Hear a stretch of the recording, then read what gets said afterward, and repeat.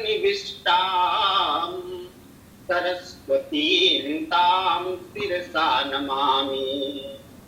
वीणाधरे विपुल मंगलदानशीले भक्तार्तनाशिनि विरंचि हरीश वंदे। कीर्तिप्रदेखिल मनोरथ दे महाधे विद्या प्रदायिनी सरस्वती नौमि नित्यम्।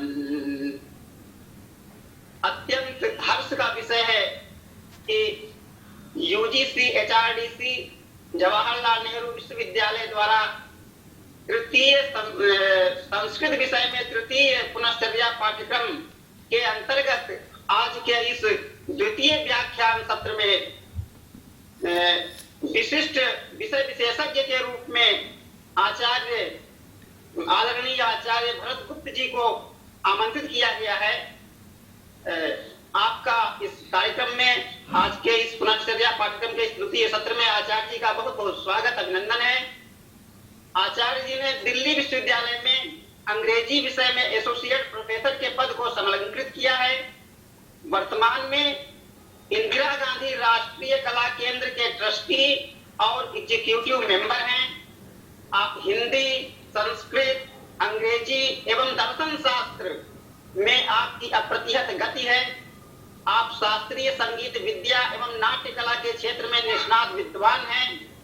आप सितार एवं सुरबहार की वादन कला में सिद्धहस्त हैं। आप सुप्रतिष्ठित musicologist, cultural analyst, newspaper columnist, समाचार पत्र स्तंभकार हैं।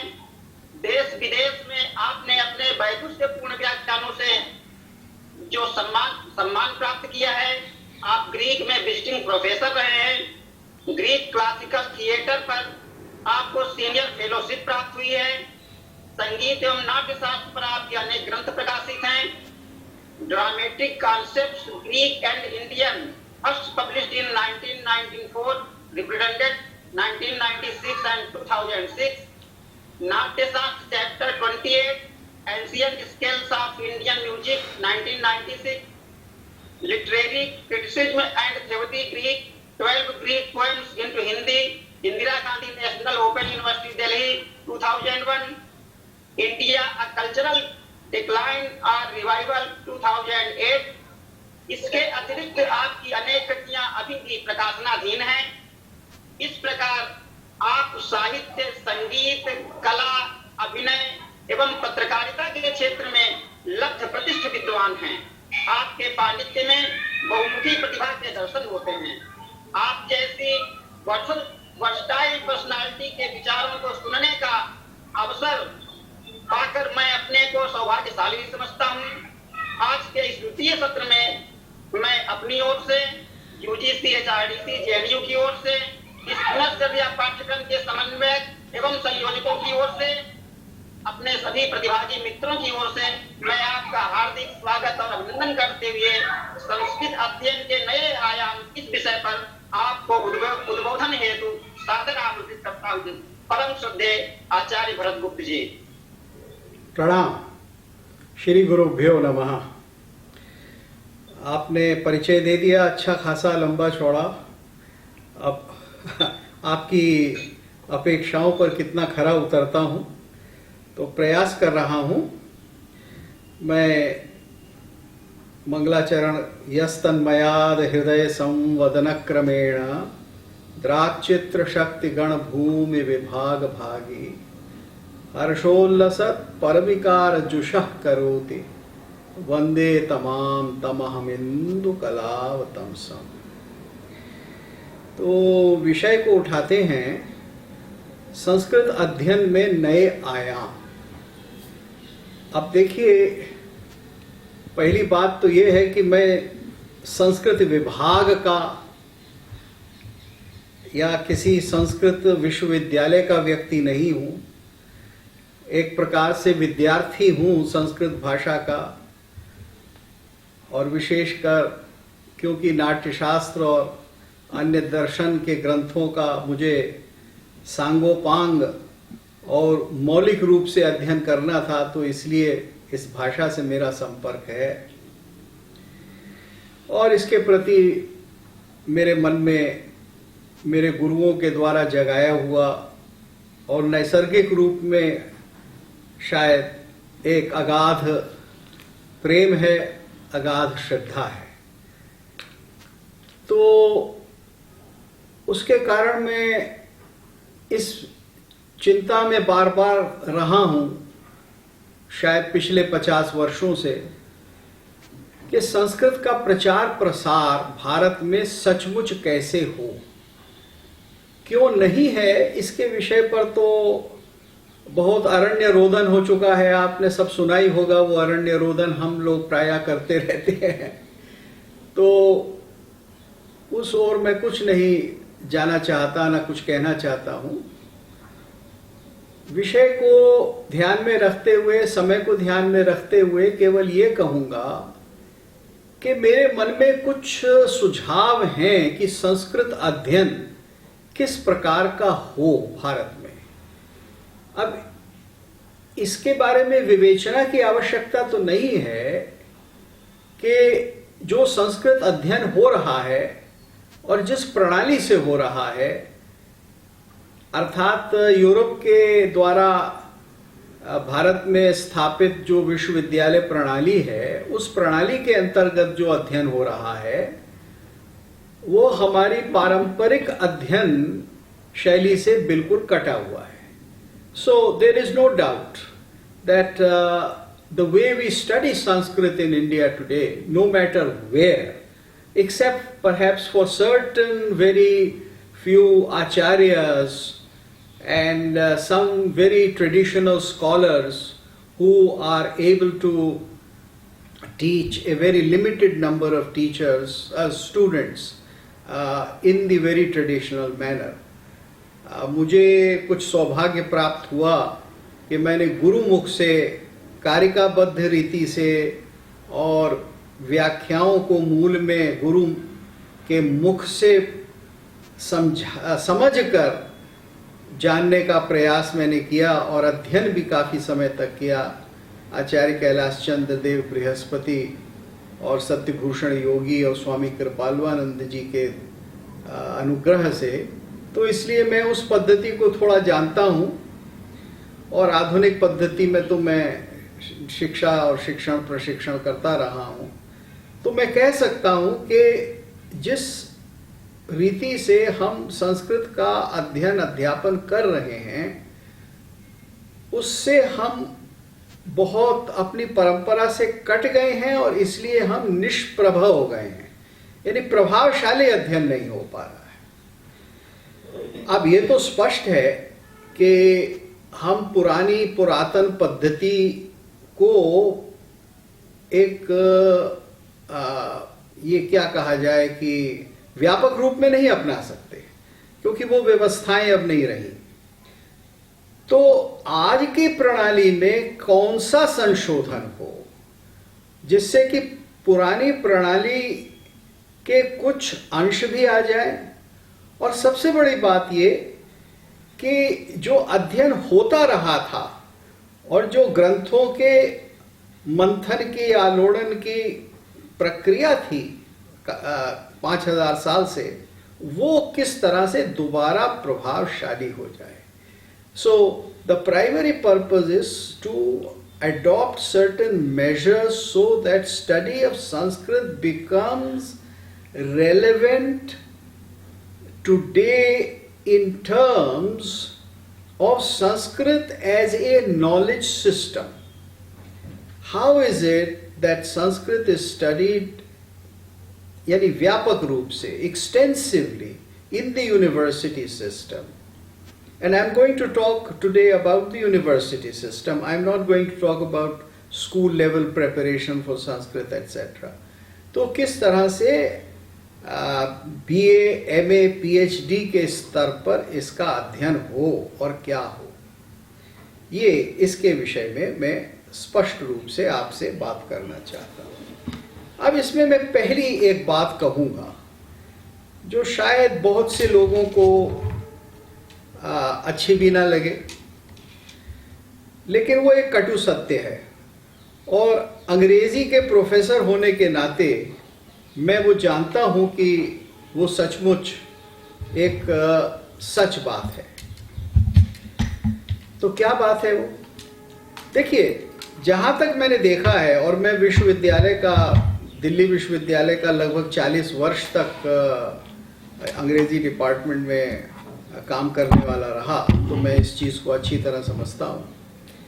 संस्कृत का अध्ययन होता है जैसे कि उसी प्रणाली से, जैसे कि मान लीजिए अंग्रेजी साहित्य का अध्ययन होता है। जैसे हम इंग्लिश लिटरेचर पढ़ते हैं, शेक्सपियर, मिल्टन इत्यादि पढ़ते आए हैं समझिए सन 20 से भारतवर्ष में, हम उसी प्रकार से संस्कृत भी पढ़ते हैं और विश्वविद्यालयों में वो ऐसी पढ़ाई जाती है। और उसका कारण तो आप सब जानते हैं, क्योंकि अंग्रेजों ने उसको शुरू किया। अंग्रेजों ने संस्कृत को एक क्लासिकल लैंग्वेज का दर्जा दिया और 1850 तक तो वो ये सोचते थे कि ये अधिकांश इंडो यूरोपियन लैंग्वेजेस की जननी है। फिर बाद में परिवर्तन हो गया विचारों में। तो उन्होंने कहा कि जिस तरह से ग्रीक और लैटिन पढ़ी जाती थी प्राचीन यूनान और रोम में, और जिस तरह से फिर यूरोप में रिनेसांस आने के बाद साहित्य पढ़ा जाने लगा, और फिर वो साहित्य, लिबरल साहित्य जिस तरह से पढ़ाया गया 19वीं शताब्दी में इंग्लैंड के विश्वविद्यालयों में, ऑक्सफोर्ड, कैम्ब्रिज में, जर्मनी के विश्वविद्यालयों में, उसी तरह से, उसी मॉडल से संस्कृत भी पढ़ाई जाए, चूंकि वो एक क्लासिकल लैंग्वेज है। तो आप सब जानते हैं कि पाठ्यक्रम क्या होता है। You all know what is the course work. There is great concentration on काव्य और literature, and literature as printed written literature. तो वेद का अध्ययन होगा, तो वेद पुस्तक रूप में आपके समक्ष है, वो छपी हुई, क्या कहते हैं, छपे हुए मंत्र हैं, आपके सामने ऋचाएं हैं, और आप उनका अध्ययन कर लीजिए। और फिर जब उनका अध्ययन करेंगे तो फिर आप, इसकी तो चिंता कोई करता नहीं, ना ये पद्धति में है कि इसका प्रयोजन क्या था। वेद मंत्र कोई छाप कर उसका अध्ययन करने के लिए तो थे नहीं, वो तो विनियोग के लिए थे। ऋक्पाठ उसके संरक्षण के लिए था, और फिर उसका विनियोग जो है वो यजुर्वेद में एक प्रकार से था, साम में एक प्रकार से था, तो वो तो यज्ञ के लिए था। तो यज्ञ का संबंध क्या है, इसकी कोई चिंता नहीं होती, इसकी कोई अधिकांश रूप में विवेचना तक नहीं होती। और कभी कभी लोग मेरे से पूछते हैं कि क्या ऐसी 1 या 2 पुस्तकें हैं जो लिखी गई भारत में या भारत के बाहर, जिसको मैं पढ़कर, जिसको मैं समझकर ये जान जाऊं कि आदि से अंत तक यज्ञ क्रिया क्या होती थी और कैसे होती थी, कौन करता था, किस समय होती थी, कितने लोग बैठते थे, क्या बोला जाता था। इसके ऊपर एक सांगोपांग विवेचन मेरी जानकारी में तो है नहीं। आपकी हो तो मुझे बता दें, मैं अपना अधूरा ज्ञान पूरा कर लूंगा। ये मैंने एक उदाहरण दिया।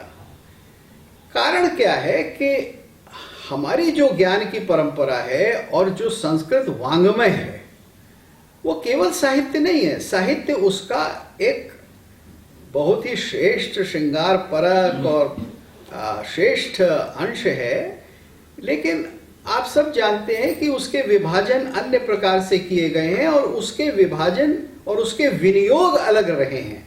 उसका विनियोग कभी भी उसको छाप कर, क्लासरूम में पढ़कर और रटकर और उसके ऊपर कुछ सवालों के जवाब दे देने का नहीं था।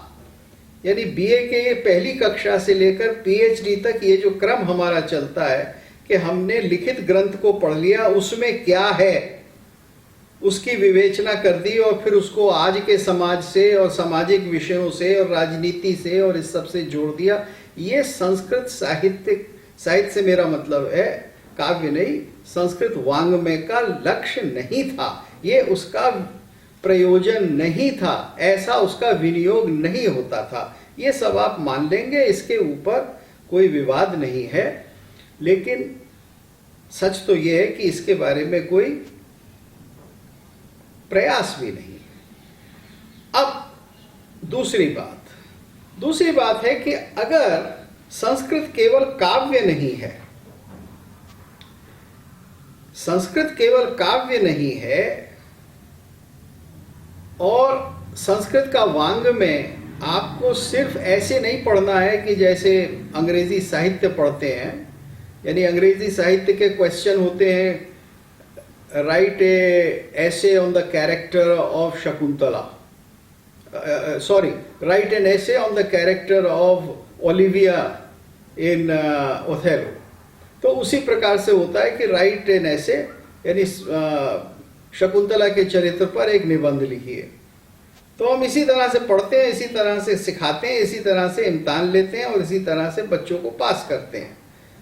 तो जब आप इस विधि से पढ़ेंगे तो आप समझेंगे ही नहीं, आपसे ये तो कोई पूछता नहीं, आपको कोई पढ़ाता भी नहीं कि प्रकरण में और नाटक में क्या भेद होता है, और एक तुलनात्मक अध्ययन करिए मृच्छकटिकम का और अभिज्ञान शाकुंतलम का या स्वप्न वासव दत्ता का, तो दोनों में क्या अंतर है भाई, और केवल शास्त्रीय लक्षणों के अतिरिक्त वो किस तरह से प्रयोग में लाए जाते थे, ऐसा कोई अध्ययन नहीं होता। तो मैं ऐसे आपको सैकड़ों उदाहरण दे सकता हूं।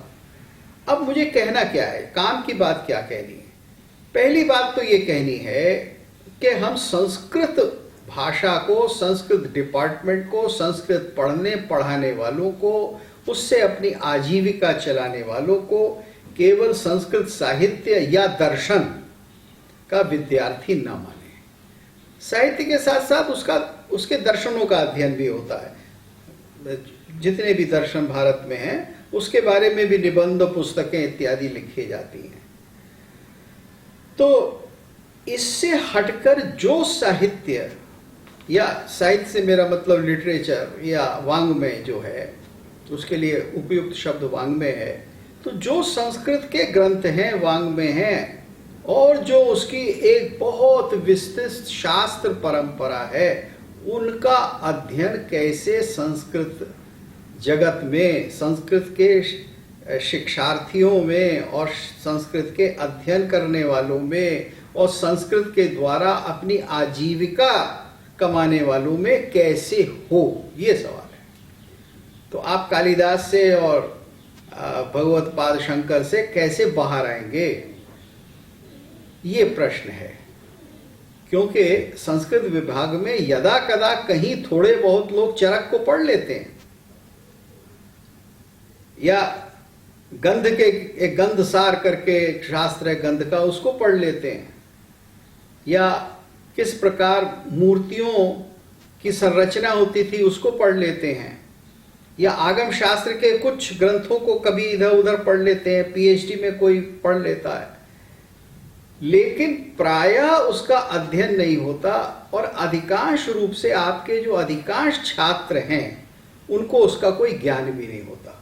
तो अगर आपके 5% छात्रों ने ये पढ़ लिया कि हाँ साहब सुश्रुत था, और कुछ ने उसका अनुवाद भी कर दिया, और कुछ अच्छे पंडितों ने उसका एक अंग्रेजी और हिंदी संस्करण भी निकाल दिया, तो जो आपका अधिकांश पढ़ने वाली और पढ़ने वाला छात्रा और छात्र है, वो संस्कृत की इस ज्ञान निधि से वंचित है। तो इसको आप कैसे ठीक करेंगे, ये मेरा सबसे बड़ा प्रश्न है। अब मैं आपको एक बात बताना चाहता हूँ, हो सकता है मेरी सोच में कुछ कमी हो, आप उसको फिर आक्षेप के द्वारा सही कर दीजिए। देखिए, जितने भी हमारे शास्त्र लिखे गए हैं और विभिन्न विषयों में लिखे गए हैं, वो लक्ष्य और लक्षण के आधार पर हैं। तो शास्त्र इसलिए नहीं लिखा जाता कि किसी को ये खुजली हुई कि साहब मैं आयुर्वेद के बारे में कुछ लिख दूं, ऐसा नहीं था। क्योंकि वो लोग स्वयं उन वैद्यों के साथ बैठते थे, उठते थे, वैद्य होते थे, और उस विद्या के प्रयोग में वो पूरी तरह से लगे हुए थे, इसलिए वो ग्रंथ की रचना करते थे। तो जितने भी शास्त्र लिखे गए हैं वो किसी बाहर वाले के द्वारा नहीं लिखे गए, वो उस विषय के केवल जानकार के द्वारा ही नहीं, उस विषय के प्रयोक्ता के द्वारा लिखे गए।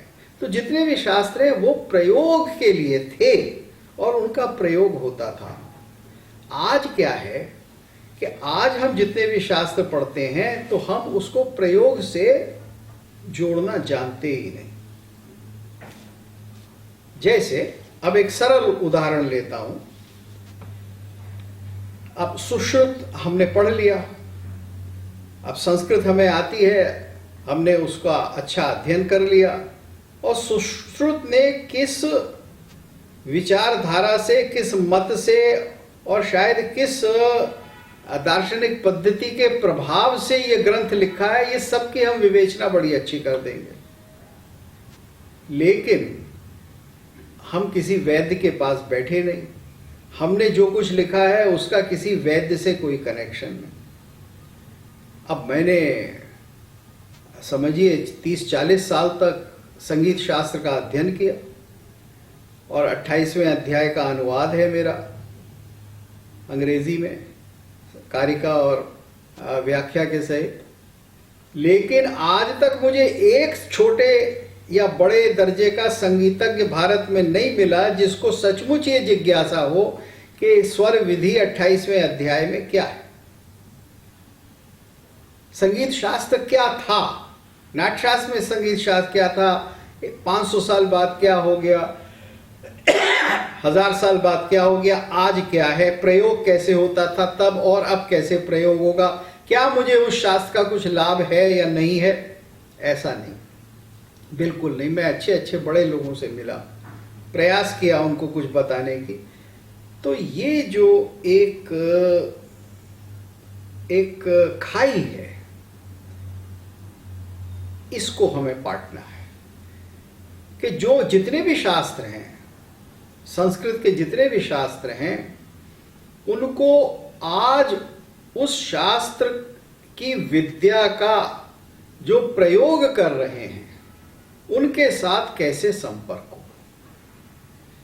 अब जैसे उदाहरण लीजिए, देश में हजारों डिपार्टमेंट ऑफ इकोनॉमिक्स हैं या नहीं साहब? आपके जेएनयू में तो बड़े बड़े धुरंधर हैं इकोनॉमिक्स के।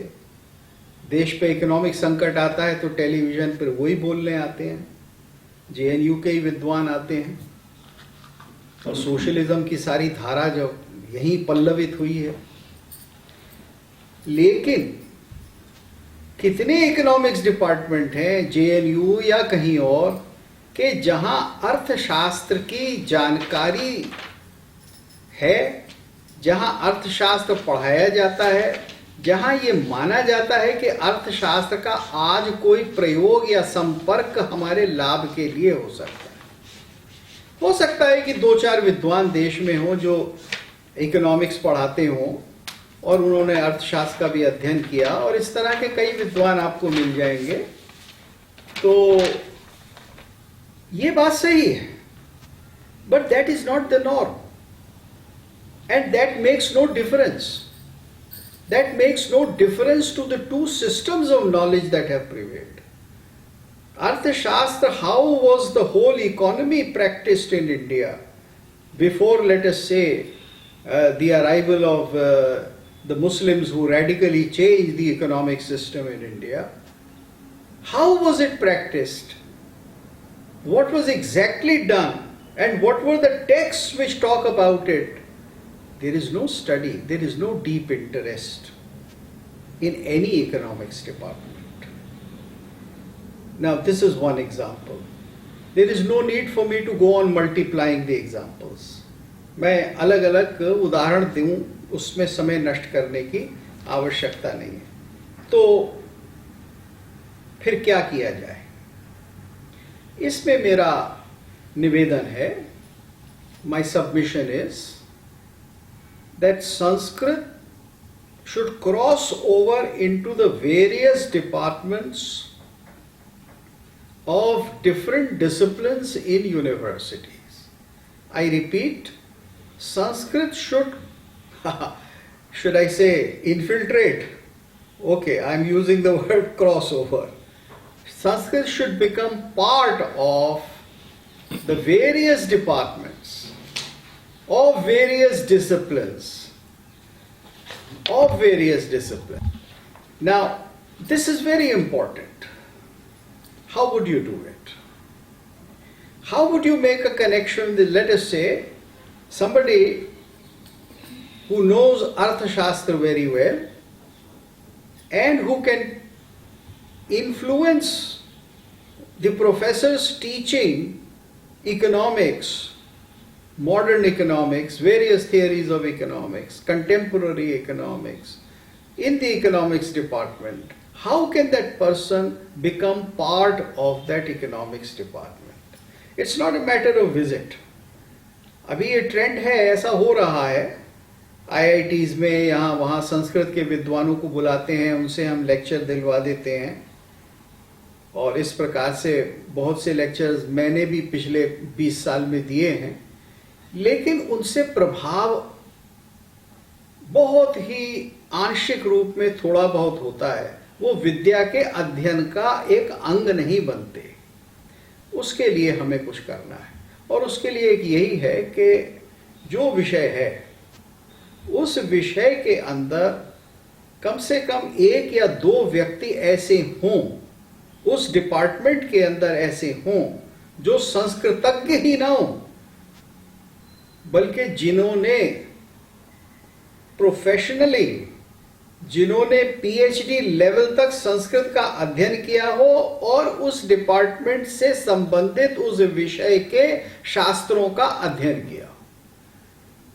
तो सीधी सी बात है कि इकोनॉमिक्स डिपार्टमेंट में अर्थशास्त्र को जानने वाला, चाणक्य नीति को जानने वाला, कुछ नीति शास्त्रों को जानने वाला मात्र संस्कृतज्ञ नहीं, संस्कृत का डिग्री होल्डर वहां अपॉइंटेड होना चाहिए।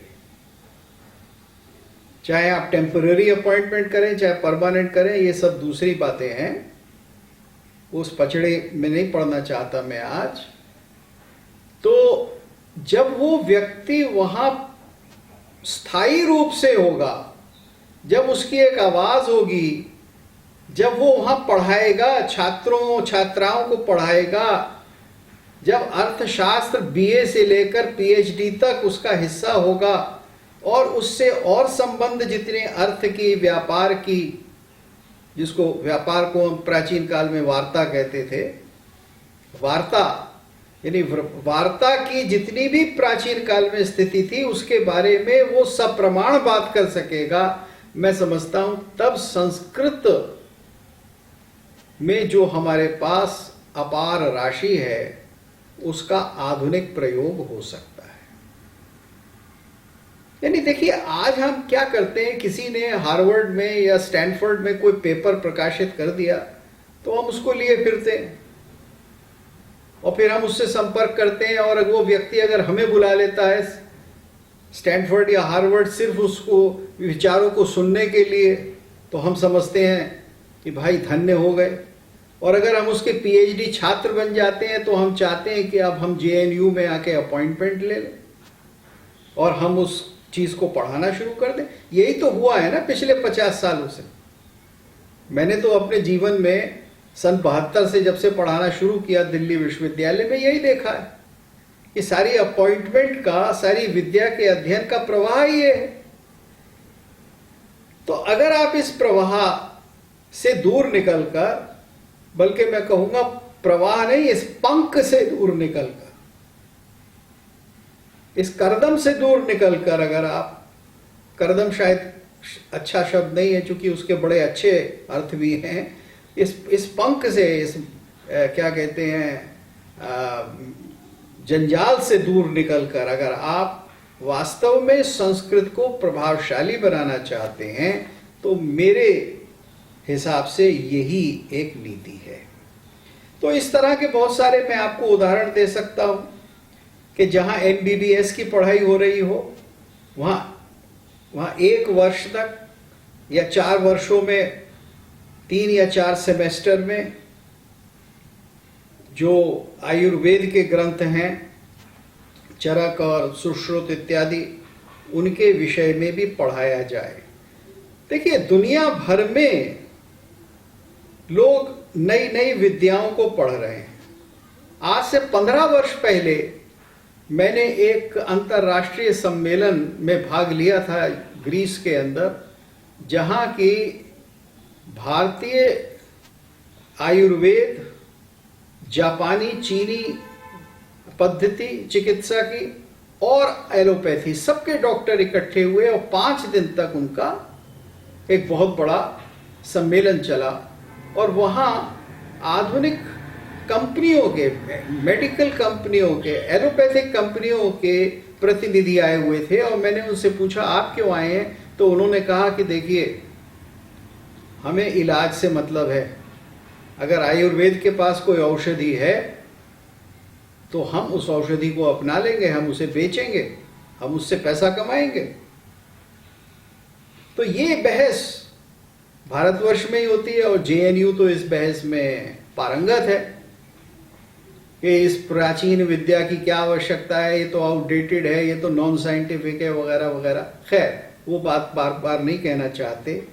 तो वाङ्मय को इस प्रकार से जब आप प्रयोग में लाएंगे, अब ये इतनी भाषाएं हैं, भारत के इतने साहित्य हैं, अब आज की तारीख में हिंदी विभाग हो, गुजराती विभाग हो, उसमें संस्कृत काव्य शास्त्र को पढ़ाया ही नहीं जाता।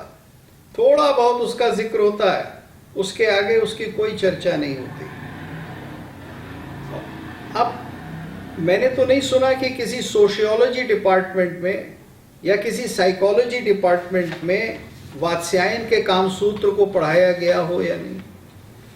देखिए, चर्चाएं बहुत होती हैं कि बच्चों को सेक्स एजुकेशन कैसे दी जाए, और ल्यूटन्स दिल्ली की बड़ी बड़ी इमारतों के अंदर बैठकर हमारी सरकार और हमारे विशेषज्ञ सेक्स एजुकेशन के बारे में इंटरनेशनल सेमिनार कर लेते हैं। लेकिन अध्ययन जो है कामसूत्र का, या कामसूत्र के अतिरिक्त आप जानते हैं कि भारत में तो कामशास्त्र के ऊपर 10-20 ग्रंथ हैं और पूरी परंपरा है, और वो प्राचीन काल में एक जीवन की पद्धति थी। उस सब का कोई अध्ययन नहीं होता, उस सब के बारे में कोई चर्चा नहीं होती। तो क्या साइकोलॉजी डिपार्टमेंट में, सोशियोलॉजी डिपार्टमेंट में ये नहीं होना चाहिए? अब मैं बहुत समय नहीं लेना चाहता, क्योंकि मैं चाहता हूं कि आप मेरे से प्रश्न भी पूछें, तो थोड़ी सी और बातें हैं जो मुझे कहनी हैं।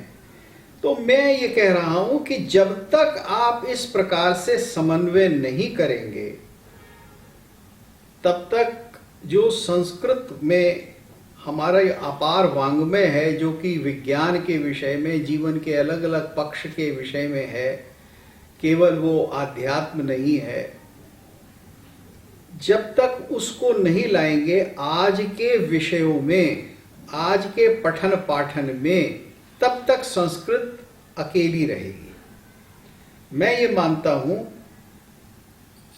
कि मेरा ये फार्मूला अचूक फार्मूला है। इसको क्रियान्वित करने के लिए संस्कृत वालों को आगे बढ़ना पड़ेगा, और संस्कृत वालों को ये कहना पड़ेगा कि हाँ, हम ये कर सकते हैं और ये लाभप्रद है। आज तक संस्कृत वाले क्या मांगते हैं कि स्कूल में 5000 संस्कृत शिक्षकों की नौकरियां निकाल दो, जिससे जेएनयू के संस्कृत सेंटर से जो भी पढ़ के निकले उनको कहीं ना कहीं कुछ तो मिल जाए, या लेक्चरशिप्स निकाल दो। तो हम उसी प्रकार से चाहते हैं कि जैसे अंग्रेजी में शेक्सपियर पढ़ाया जाता है, ऐसे ही संस्कृत विभाग में कालिदास पढ़ाया जाए, कुछ इस तरह की चीजें पढ़ाई जाए, और वो एक कोने में सेंटर बैठा रहे और बाकी दुनिया, आधुनिक दुनिया उसी प्रकार से चलती रहे। तो जब तक आप हस्तक्षेप नहीं करेंगे, जब तक आप अग्रणी होकर संस्कृत के लोग इसमें उतरेंगे नहीं कि देखिए हमारी जगह संस्कृत सेंटर में नहीं है, संस्कृत विभाग में नहीं है, केवल वहां तो है ही, वो तो अपना घर है, लेकिन हमारी जगह आपके यहां भी है। तो सीधी सादी भाषा में कहूं तो आपको हमला करने के लिए एक वाहिनी बनानी पड़ेगी।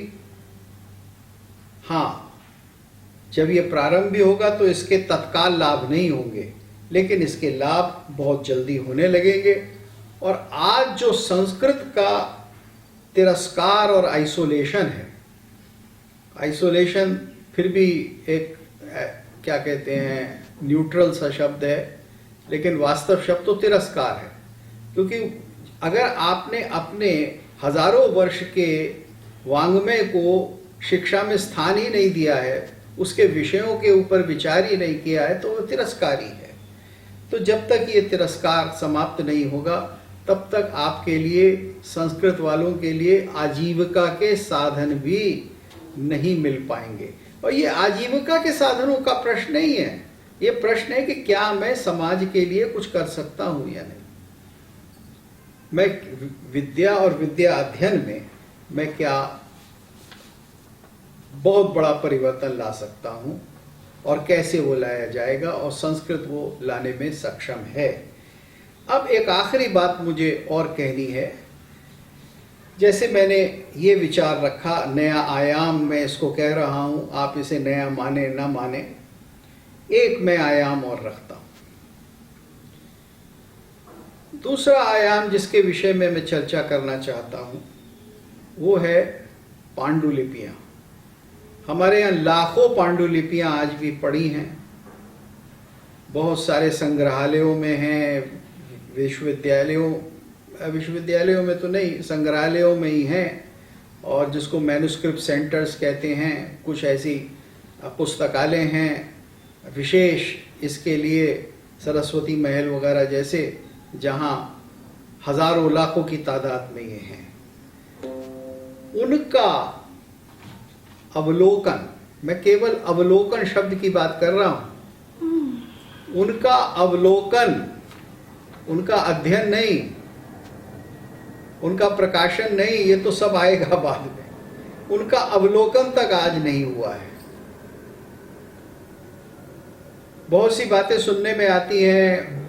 इंदिरा गांधी सेंटर में भी हम अक्सर ये चर्चा करते हैं कि उनका डिजिटाइजेशन हो और उनको विश्व के अलग अलग कोने में पहुंचाया जाए, इत्यादि इत्यादि। लेकिन वो काम करने का है जिसमें हजारों लोग संस्कृत अध्ययन करने वाले, संस्कृत जानने वाले काम कर सकते हैं, आजीविका पा सकते हैं, और उन सैकड़ों ग्रंथों की हमें उपलब्धि हो सकती है जिनके विषय में हम जानते हैं लेकिन जो उपलब्ध नहीं है। ऐसे सैकड़ों, क्या हजारों ग्रंथ हैं जिनके नाम हमें मिलते हैं। ऐसी व्याख्याएं हैं, ऐसे काव्य हैं, ऐसे नाटक हैं, ऐसी दर्शन के ग्रंथ हैं जिनके नाम हमें मिलते हैं अलग अलग आचार्यों के द्वारा लिखे हुए, लेकिन आज वो उपलब्ध नहीं है। और हमने मान लिया कि वो तो कालगर्त में गए, वो तो अब है ही नहीं, वो तो समाप्त हो गए। तो मैं ये कहूँगा कि अगर आपके पास लाखों मैन्युस्क्रिप्ट पड़ा है तो शायद उसमें से 500-700 ग्रंथ आज भी ऐसे निकल सकते हैं जो लाभप्रद हों, नए हों, बहुत सारी पुरानी कड़ियाँ जोड़ सकते हैं। एक प्रवाद मैं अक्सर सुनता हूँ, I have heard this time and again, that even if manuscripts are reread and fresh manuscripts are discovered and printed, then nothing new will come out because we know the fundamentals of Indian humanities and sciences, etc. And so there is nothing to add, so let's not waste time. ऐसा मुझसे कई लोग कह चुके हैं, लेकिन ये असलियत में क्या कहा जाए, एक प्रकार का आलस्य है। ये एक प्रकार की ऐसी बुद्धि है कि जो विजय की ओर नहीं, पराजय स्वीकार करे हुए व्यक्ति की बुद्धि है।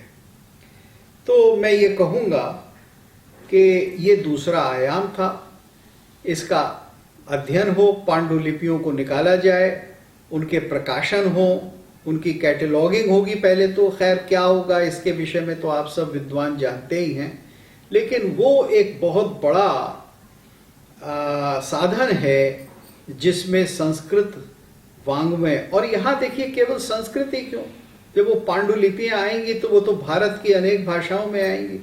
वो तो इतनी सारी प्राकृत जो रही हैं और अपभ्रंश, और बाद में जो 12वीं-13वीं शताब्दी से जो आधुनिक भाषाओं के प्रारूप रहे हैं, उन सब में आएंगी। तो आप ये सोचिए कि कितना बड़ा सागर विद्या का हमें फिर दोबारा सुलभ हो जाएगा। ये दो आयाम हुए। अब मैं एक अपनी तीसरी बात कहूंगा।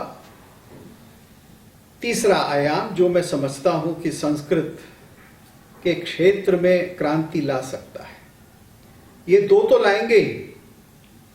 अगर ये करे जाए, इनको क्रियान्वित किया जाए तो ऐसा होगा ही।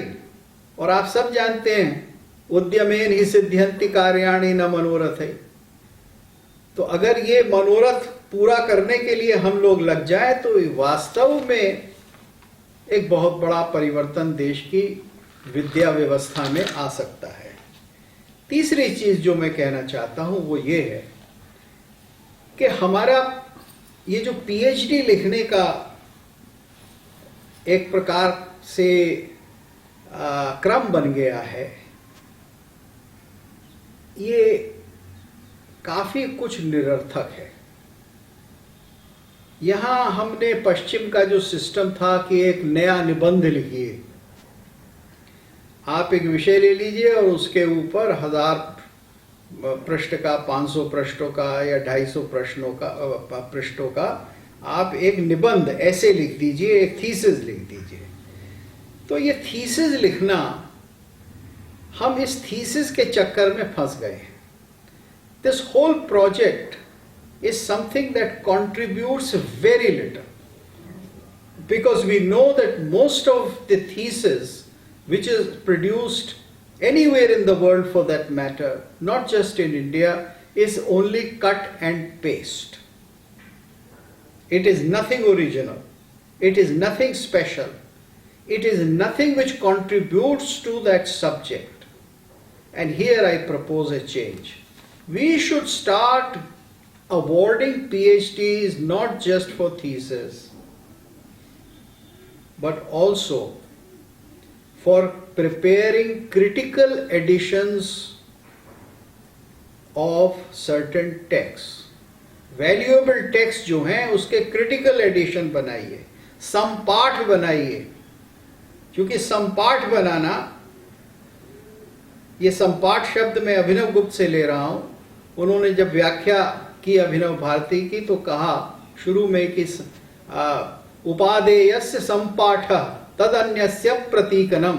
ये पहला काम है विद्वान का कि जो उपादेय ग्रंथ है जो हमारे सामने आया है उसको पढ़ के और उसके अलग अलग पाठों को पढ़ के, अलग अलग उसकी पांडुलिपियों को पढ़कर उसमें से हम देखें कि संपाठ कौन सा है। तो उन्होंने संपाठ शब्द का प्रयोग किया, उपादेयस्य संपाठ।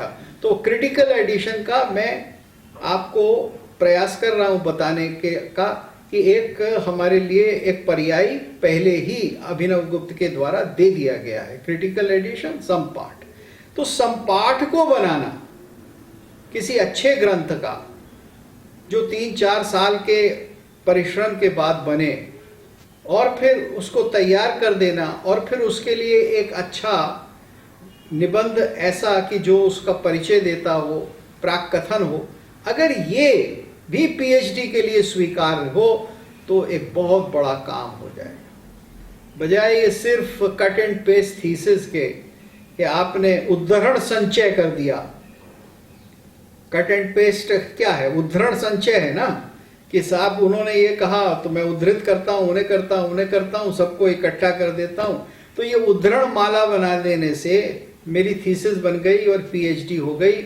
इसके साथ साथ चलिए करते रहिए, लेकिन अगर एक संपाठ रचना, संपाठ का प्रकाशन, क्रिटिकल एडिशन का प्रकाशन, ये भी पीएचडी के लिए मान्य हो तो इसमें विद्या का विकास होगा। और ये केवल संस्कृत डिपार्टमेंट में ही नहीं, ये तो सब डिपार्टमेंट्स में अप्लाई करता है। और इसके साथ साथ, संपाठ के साथ साथ, अगर श्रेष्ठ अनुवाद किसी एक ग्रंथ का वो भी पीएचडी के लिए मान्य हो तो मैं समझता हूं कि संस्कृत के क्षेत्र में बहुत बड़ी क्रांति आ जाएगी। और इतना तो मान लीजिए कि ये आइडिया आपका सेवक भरत गुप्त ही आपको दे रहा है, ये कोई हार्वर्ड का प्रोफेसर नहीं देगा। उन्होंने अपने आप ही नहीं सोचा है इसके बारे में। हार्वर्ड तो नहीं गया कभी मैं पढ़ाने, लेकिन कोलंबिया और शिकागो और टेक्सास और टोरंटो और यहां वहां तो मैं बरसों पढ़ा चुका हूं। तो मैं आपसे प्रामाणिक रूप में कह रहा हूं कि हम लोग इस अपने अध्ययन की प्रणाली में, अध्यापन की प्रणाली में और अपने ये जो हमारी क्या कहते हैं उपाधियां देने में अगर हम एक परिवर्तन कर दें, अगर हम पीएचडी के देने में परिवर्तन कर दें या एमफिल की थीसिस के देने में परिवर्तन कर दें, तो एक बहुत बड़ा काम हो जाएगा। संस्कृत के अध्ययन के ये 3 आयाम मैंने आपके सामने प्रस्तुत किए और मैं चाहूँगा कि अब इसके ऊपर आप चर्चा करें, शंका करें, आक्षेप करें, खंडन करें, जो भी आपको अच्छा लगता है, सबका स्वागत है। तो इतना कहकर मैं विराम देता हूं अपने व्याख्यान को। आचार्य जी के इस वैदुष्यपूर्ण एवं संस्कृत के प्रति जो चिंता का भाव है कि हमारी संस्कृत आगे कैसे सुरक्षित रखी जाए, इस भाषा का उन्नयन कैसे हो, बड़ा ही अमूल्य और प्रेरणास्पद व्याख्यान रहा है। हम अपने सभी प्रतिभागियों से निवेदन करते हैं, कटिबद्ध निवेदन करते हैं कि प्रश्न पूछने के लिए वो रेज हैंड करें, जिससे क्रम से उनको एक एक करके बुलाया जाए और आचार्य जी प्रश्नों को समाधान करेंगे। इस कड़ी में सबसे सर्वप्रथम मैं अपने मित्र डॉक्टर धर्मेंद्र गुप्त जी को सादर आमंत्रित करता हूं कि वो आचार्य जी से अपना प्रश्न करें। डॉक्टर धर्मेंद्र गुप्त जी। प्रणाम सर, मैं डॉक्टर धर्मेंद्र गुप्त श्रावस्ती से आपके चरणों में कोटि कोटि नमन करता हूं सर। आपने सर जिस आत्मीयता व हार्दिक पीड़ा के साथ संस्कृत के पुनरुद्धार के बिंदु रखे, अद्भुत है, अप्रतिम है सर। ऐसी बात करने वाले आज के युग में बहुत ही कम है सर। जो किरातार्जुनीयम के लेखक ने कहा भी है कि हितम च मनोहारी दुर्लभम वचः, बात हितकर हो और मनोहारी हो वो दुर्लभ ही प्रकृति होती है। और इसी के आगे उन्होंने भी कहा कि अप्रिय च वक्तस्य वक्ता श्रोता च दुर्लभ जो है बात थोड़ी सी अगर अप्रिय है तो उसको कोई कहना नहीं चाहता, अगर कोई कह भी तो कोई सुनना नहीं चाहता। लेकिन सर ने आपने संस्कृत के उद्धार के निमित्त जिस मूल भावना का प्रकाशन किया और अपनी पीड़ा का व्यक्त स्वरूप हम सबके सम्मुख रखा, हम सब बहुत नतमस्तक हैं और ये प्रयास करेंगे कि आपके बताए हुए मार्ग निर्देशों का अनुसरण करते हुए इसके उत्थान आपके प्रति लगें। सर इसी क्रम में थोड़ा सा हम ये बताएंगे कि भर्तृहरि जिन्होंने 3 शतकों की रचना किया सर, उनका जो नीति शतक है उसमें उन्होंने दूसरा श्लोक ही लिया और कट बात उन्होंने उस समय में कहा कि बोधारो मत्स्यग्रस्ता प्रभाव यस्मय दूषिता अबोध उपहताश्चान्य जीर्णम मंगे Subhashitam. The learned are seized with jealousy, kings are defeated with self-conceit, and others are damned souls for want of knowledge. So apotheism has withered within my body for want of expression. ये चिंता हमारे भर्तृहरि ने अति पूर्व में ही कर दिया sir, लेकिन आज उन्हीं की चिंताओं को रियल में वैश्विक होते हुए आज के समय में आपने किया है सर। आपने मार्गदर्शन किया, हम समस्त प्रतिभागीगण आपके प्रति विनत हैं और सदैव अपेक्षा करते हैं कि सर इसी तरीके से मार्गदर्शन बिंदु के माध्यम से हम सबका निर्देशन करते रहें। आपके चरणों में कोटि कोटि प्रणाम। प्रणाम सर। चलिए, मुझे संतुष्टि है कि आपको मेरे ये सुझाव अच्छे लगे, लेकिन आप सब चूंकि अध्यापक हैं, विश्वविद्यालयों में स्थित हैं, तो अब प्रयास कर इन विचारों को रखिए, अपने अपने विश्वविद्यालय की एकेडमिक काउंसिल में, एग्जीक्यूटिव काउंसिल में रखिए, अपने वाइस चांसलर्स के सामने रखिए और अपने विभाग में इसको क्रियान्वित, कुछ चीजें तो आप स्वयं क्रियान्वित कर सकते हैं। जो विश्वविद्यालय के निर्देश या यूजीसी के निर्देश के बिना भी आप लोग कर सकते हैं। जी, अगला प्रश्न। और इस को आगे बढ़ाते हुए डॉक्टर अक्षय कुमार जी से सादर अनुरोध करता हूं कि वो अपना प्रश्न आचार्य जी से डॉक्टर अक्षय। नमस्कार सर। हेलो। हाँ, मैं सुन रहा हूँ। जी जी, अक्षय कुमार जी। एक्चुअली इसमें यही बात हमारी कई जो आए हुए थे व्याख्याता उनसे हुई है, तो मैं यही कह रहा था कि जो संस्कृत की जो प्रायोगिक पक्ष है उसको जब तक नहीं करेंगे, जो एक आपने ये भी कहा कि भाई डिफरेंट डिपार्टमेंट्स में संस्कृत को लगा दिया जाए, पर उससे पहले ऐसा ना हो कि हम लोग खुद संस्कृत को जीने का प्रयास करें कहीं ना कहीं जहां तो छूट रहा है। जो हमारा जो मेरा जो मुख्य जो सर हमारा कष्ट यही था, मैं सभी व्याख्याताओं को प्राय जब मौका मिलता था मैं मेरा यही कहना होता था कि हम लोग जीने का पहले प्रयास करें। और जो मेरे को लग रहा है जो आज जिस जो प्रॉब्लम है, जो हम लोग तनखैया है सर, हम लोग कहीं ना कहीं बंधे हुए हैं और उसके वजह से हम आज ये एक तो मैं थोड़ा सा आउट ऑफ द कॉन्टेक्स्ट बात कर रहा हूँ, मतलब हम ये जो कर रहे हैं 14 बिल्कुल just to fulfil our minimum requirement. आपकी बात बिल्कुल सही है, आपकी बात बिल्कुल सही है। मैं एक चीज को कहना जरा भूल गया। मैंने ये तो कहा कि संस्कृत के विद्वान अर्थशास्त्र इत्यादि विभागों में स्थित होने चाहिए, लेकिन जो बात मुझको और कहनी थी मैं लिख कर लाया था, कह नहीं पाया समय के अभाव में, वो ये कि संस्कृत विभागों में भी जो संस्कृत आप जैसे लोग संस्कृत के अध्ययन कर रहे हैं, ये कुछ आधुनिक विषयों के भी अध्ययन करें। जैसे आप में से कुछ लोग हों कि जो आयुर्वेद में निष्णात हो जाएं, जो अर्थशास्त्र में निष्णात हो जाए। देखिए, शास्त्र जो है जब आप उसको देखेंगे कि यह प्रयोगात्मक था, केवल पढ़ने के लिए नहीं है।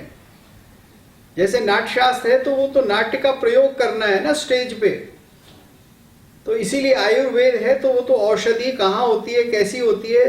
तो इसलिए जब इस सब के बारे में संस्कृत के विभागों में अलग अलग अध्ययन होने लगेगा, अब हर एक प्रकार का अध्ययन प्रिस्क्राइब तो नहीं हो सकता, लेकिन आप उसके लिए कहीं ना कहीं सबसे पहले तो पाठ्यक्रम के अंदर परिवर्तन लाएंगे कि ये जो केवल दर्शन और साहित्य को ही पाठ्यक्रम बना रखा है, आपको इससे बदलना होगा। आपको पाठ्यक्रम में विभिन्न शास्त्र लाने पड़ेंगे। आपको पाठ्यक्रम में कुछ ऐसे शास्त्र लाने पड़ेंगे जो बहुत ही उपयोगी है, जैसे आयुर्वेद है, जैसे नाट्यशास्त्र तो भाषा के जितने विभाग हैं उनके अंदर बहुत उपयोगी है, जैसे अर्थशास्त्र है, जैसे कामशास्त्र है, जैसे नीति शास्त्र हैं। ये इन सब का अध्ययन, जो मैं बात कर रहा हूं उन शास्त्रों का कि जो जिनका एक प्रयोग होता था। गंध शास्त्र है, मूर्ति बनाने का शास्त्र है, विग्रह बनाने का शास्त्र है, शिल्प शास्त्र है, वास्तु शास्त्र है। यानी ये सारी चीजें जो हैं, जो लौकिक जीवन को संपन्न हमारे बनाए रखती थी और जिसके कारण भारत के अंदर ये सारी विद्याएं चरम अवस्था पर थी, उनका भी तो अध्ययन होना कि कौन कौन से शिल्प शास्त्र के ग्रंथ हैं। अब आपके विश्वविद्यालय में अगर 50 लोग संस्कृत पढ़ रहे हैं, विश्वविद्यालय से मतलब है विश्वविद्यालय और उसके साथ संबंध अलग अलग कॉलेज और संस्थान, तो कम से कम 4 लोग तो ऐसे हों 50 में से या 100 में से जिन्होंने शिल्प शास्त्र के ग्रंथों का अध्ययन किया हो, जानकारी हो। और अगर आप उन ग्रंथों के अनुवाद के लिए पीएचडी देने लगेंगे तो आपके पास वो विद्वान तैयार हो जाएंगे। कह रहा हूं, इसके ऊपर मेरा बड़ा लंबा गंभीर चिंतन है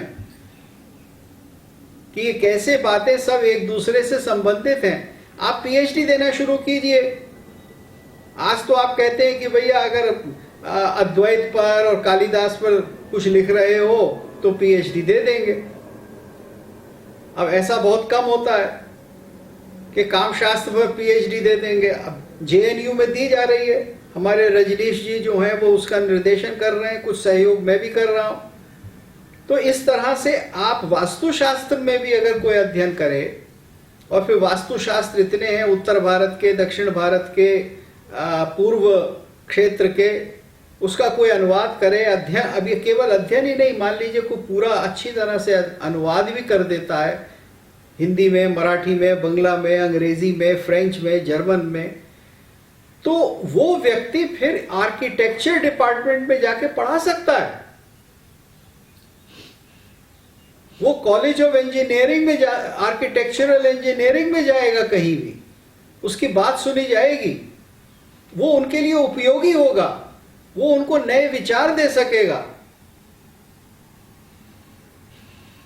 आज मोदी जी नया सेंट्रल विस्टा बना रहे हैं,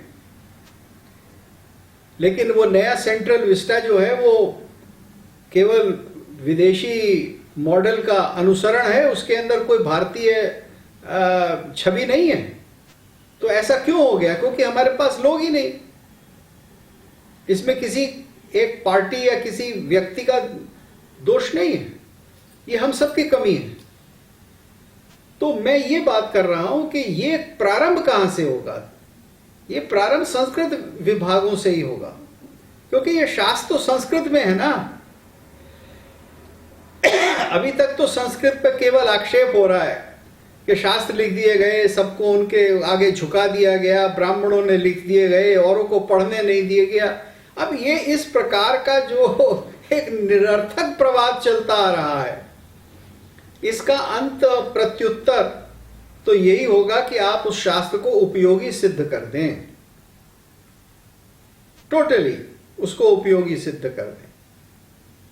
आज पूना के फिल्म इंस्टीट्यूट में नाट्यशास्त्र नहीं पढ़ाया जाता, 2-4 छोटे मोटे लेक्चर दे देते हैं, लेकिन कोई जानकार नहीं है।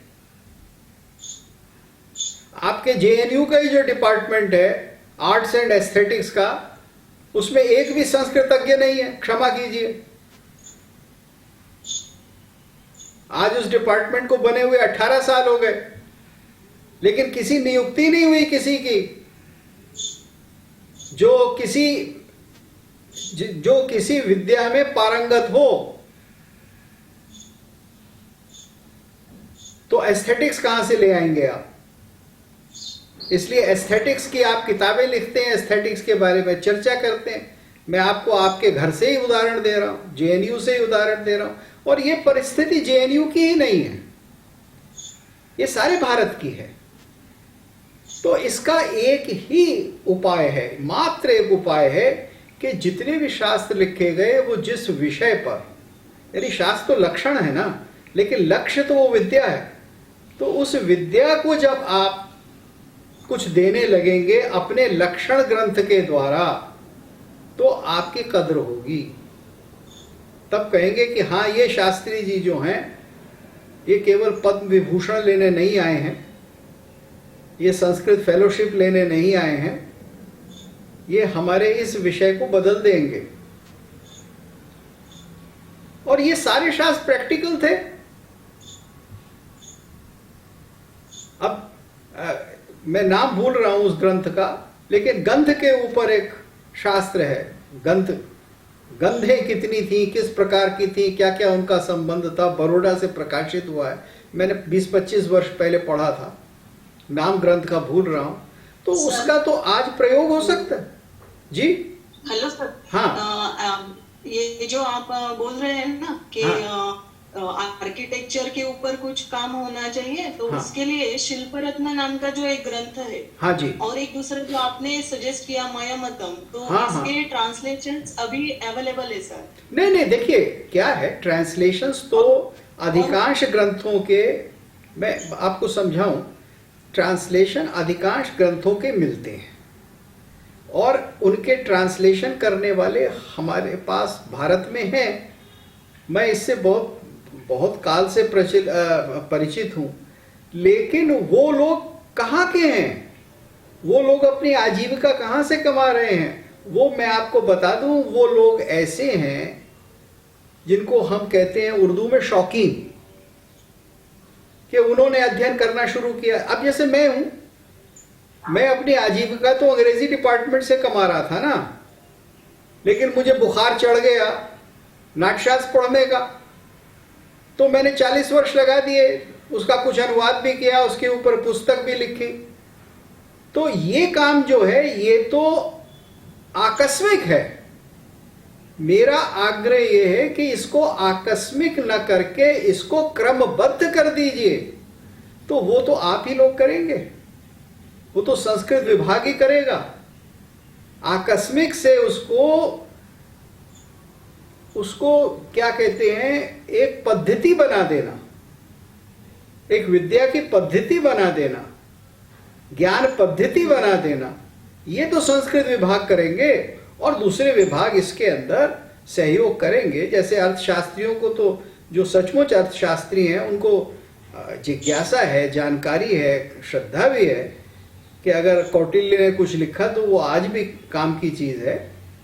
एक छोटा सा उदाहरण दे देता हूं, उसमें maximum tax in Kautilya is prescribed as 15%। आपातकाल में भी 15% से ज्यादा टैक्स नहीं लेना। तो आज की सरकारों के लिए बहुत बड़ा सबक है। आज की सरकारों ने जनता को पीस रखा है टैक्स के भार से। तो आज के जो राजा हैं, वो जरा अपने पूर्वज राजाओं के बारे में भी पढ़ ले, जो केवल 15% टैक्स लेते थे। गोधन को लेते थे 50%, लेकिन गोधन को किस लिए, कि उसको दान करा जाता था निरंतर। तो ये बहुत सी ऐसी बातें हैं जिनसे भारत के अंदर एक बहुत बड़ा परिवर्तन आ सकता है, हर प्रकार का परिवर्तन आ सकता है, क्योंकि ये हमारे शास्त्र उपयोगी थे। ये विद्याओं को एक श्रेष्ठत्व तक लाए थे। अगर ये नहीं लाते तो भारत इतना समृद्ध कैसे होता, भारत के अंदर इतनी संपत्ति कैसे होती, वैभव कैसे होता, अर्थ की उन्नति कैसे होती। प्रारंभ से ही बताई जाती थी, जो कि जाकर के वहाँ विश्वविद्यालयों में और जाकर के एक तरह से नगण्य सा, कुछ जगह है ऐसा भी नहीं कह सकते नहीं है, लेकिन नगण्य सा हो गया।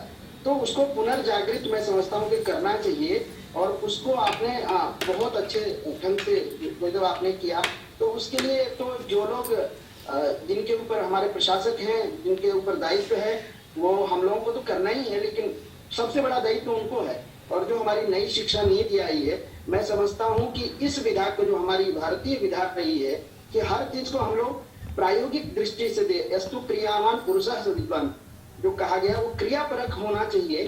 तो ये जो आपने इस तरह से व्याख्यान आपका रहा गुरुदेव, उसके लिए तो हम कृतज्ञ हैं आपके प्रति, और उसको और अच्छे तरह से करना चाहिए।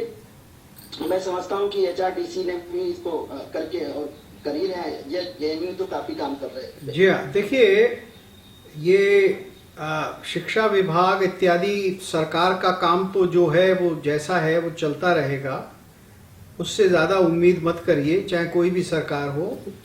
आप, मेरा तो केवल इतना ही आग्रह है कि आप उसको अपने विभाग में क्रियान्वित करने का प्रयास कीजिए। कुछ चीज़ें आप तुरंत कर सकते हैं, जैसे निबंधात्मक या थीसिस रूपी आप PhD को हटाए नहीं, लेकिन एक विकल्प दे दें कि अगर कोई श्रेष्ठ अनुवाद करता है तो हम PhD देंगे, अगर कोई संपाठ या क्रिटिकल एडिशन बनाता है तो हम PhD देंगे। ये काम विश्वविद्यालय आज भी कर सकते हैं। इसके लिए भारत सरकार के पास या हमारे शिक्षा मंत्री जी के पास जाने की कोई आवश्यकता नहीं है। सर, लेकिन मान्यता भी मिलनी चाहिए उसको ना, रिजेक्शन में चला जाए तो नहीं, देखिए हर यूनिवर्सिटी स्वायत्त होती है भैया। मैं आपको बता दूं, यहाँ और भी प्रोफेसर बैठे हैं, अगर एग्जीक्यूटिव काउंसिल, एकेडमिक काउंसिल और एग्जीक्यूटिव काउंसिल ये फैसला करती है, बात खत्म हो गई। UGC भी इसमें नहीं आती।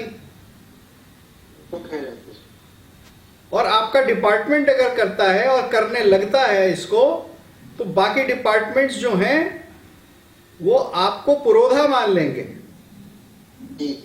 अगर संस्कृत वाले ये कर देते हैं तो बाकी डिपार्टमेंट आएंगे, आगे बढ़ेंगे। जैसे सर मुझे बड़ा अच्छा लगा कि हमारे यहाँ जेएनयू वालों ने उनके यहाँ कोई ये बाध्यता नहीं है कि जो संस्कृत पढ़ने आएगा वो संस्कृत विधा का ही होना चाहिए, वो ग्रेजुएशन लेवल पे चाहे। जनरली क्या है कि पारंपरिक संस्कृत विश्वविद्यालयों में ऐसा है कि जो व्याकरण का है वो व्याकरण में जाएगा, जो वेद का है वेद में जाएगा, वही क्या है दर्शन में जाएगा। वो बिल्कुल बच्चे अगर पढ़ना भी चाहते हैं तो नहीं जा पाते। नहीं, वो तो बात आपकी सही है कि अब खोला गया है, क्योंकि पुरानी पद्धति इसी तरह से चल रही थी, बहुत ही पुरानी पद्धति के हिसाब से चल रहा था। लेकिन अब जेएनयू ने जो परिवर्तन कर दिया उसको आगे आप कैसे बढ़ाएंगे? आगे तो जब भी बढ़ाएंगे कि जब व्यवहारिक रूप में वो आज की विद्याओं के साथ संश्लिष्ट होगा, तब तो इसकी ये एकमात्र कुंजी है। वरना हम अलग और वो अलग, यही परिस्थिति बनी रहेगी। और ये वैसे मुसीबत है। कम से कम जब मैं पढ़ता था, यानी कॉलेज में सन 60-62 में, तब इतना बुरा हाल नहीं था। तब विज्ञान वाले साहित्य वालों के साथ चर्चा करते थे, बैठकर चाय पीते थे, वाद विवाद करते थे। अब वो चीज़ दुर्लभ हो गई है, लेकिन पहले इंटरडिसिप्लिनरी चीज़ें ज़्यादा थी। Many people were seeing as making this discussion, writing books और हैविंग अ करियर। जी हाँ, अगला प्रश्न। धन्यवाद सर जी। अब अगले प्रश्नकर्ता के रूप में मैं आदरणीय खुशवंत जी को आमंत्रित करता हूं कि वो आए, आचार्य जी के समक्ष अपना प्रश्न रखें, आचार्य जी से अपनी जिज्ञासा समाधान प्राप्त करें। खुशवंत जी।